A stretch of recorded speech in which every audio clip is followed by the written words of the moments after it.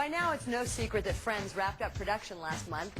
The sets have since been broken down, and Stage 24 is already gearing up for the spin-off Joey. But while everything was still intact, our own Leslie Ann Machado was lucky enough to take a behind-the-scenes tour of a couple apartments we'll never forget. So we're in Rachel and Joey's apartment. Rachel's room, which is very small. Actually, this whole apartment is a lot smaller than it looks on TV.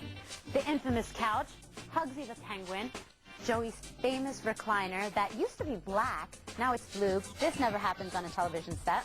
An actual working refrigerator. Let's see what a bachelor has in his fridge. Okay, food that belongs to the crew in reality. The infamous Etch-a-Sketch, which the original broke, and the actual crew had to hustle and find a new one, the same exact one, on eBay. And if you were wondering who actually does these designs, well, the crew members. Let's see Joey's mail. No apartment would be complete without a TV guide. Come on. Ta-da! The infamous hallway. Now, I don't know if you guys noticed, but the actual numbers on the doors have changed. It used to be 4 and 5, but the building on television is perceived to be so big that they thought 4 and 5 didn't make sense, so they changed it to 19 and 20. Let's go. Monica and Chandler's apartment. Come in, please. This was always one of the cutest details, at least to me, it's a girl thing. But it used to be a mirror, and one of the crew members broke it. Naughty crew member. And now, it just remained a frame over a peephole. You'd be surprised to know that all the food in Monica's pantry is actually real food. Now, the actual food changes from week to week, but it never changes placement because Monica would never go for such a thing. Her coffee pot, they go through 32 pots of coffee here a week and 100 cases of water. Me. So all 3 apartments are actually on Stage 24, which is the oldest stage on the Warner Brothers lot. It's said to be haunted. That's how old it is, and strange things do happen at night. But finally, where it all started, Central Perk. Now, the coffee machine you guys see, it's actually 2 coffee machines, one right on top of the other. And if you know how to work this thing, it could actually get you a job. James Michael Tyler, who's Gunther, well, he used to be one of the extras here, and he got the job because he was the only one that knew how to work the thing. Lucky, huh? Now, the artwork is actually original artwork that changes every 3 weeks. I think that's nice. Give new and budding artists a chance. These are all real flowers, fresh always. And, well, we're going to miss this set, huh? Coming up, what's everyone going to do with their Thursday nights? Celebs sound off on the end of an era. Plus, find out who was originally going to play Monica after this.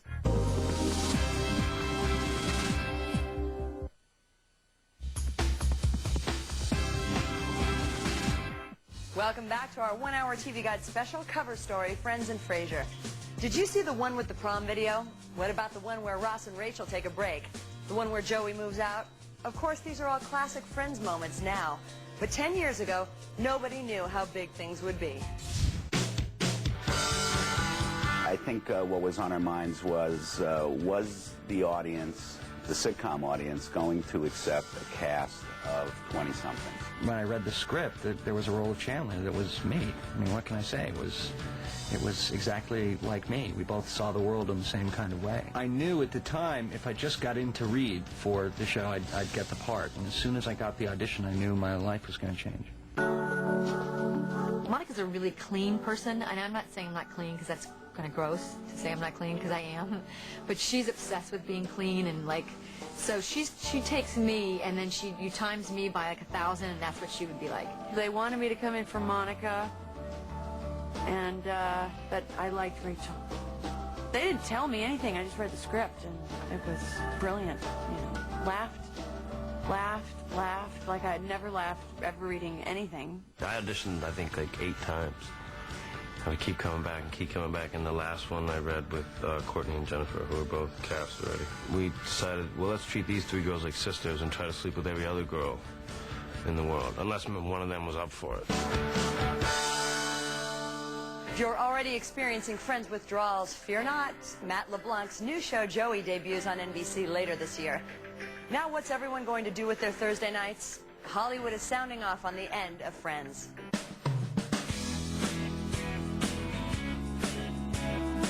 it's, you know, it's just legendary. It's changed the face of television. These guys are geniuses. I think it's an extraordinary achievement. I think it really raised a level of quality in terms of sitcom. I love that show, and it was a really fun deal. I could tune in and have a good laugh every Thursday night. And you watch them grow, and you've grown up with them. You know these characters. Like, you know them. They're your friends, period. Well, I am definitely a sucker for the Ross and Rachel romance. I just hope that Ross and Rachel end up together. My best memory of Friends, Ross, Rachel, and Chandler trying to get Ross's new couch up to his new apartment, and him going, pivot, pivot. Yeah, I'm terrified that it's coming to an end because it's the only television show I watch. Thank God for syndication and reruns. I'm not going to know what to do with my Thursday nights anymore.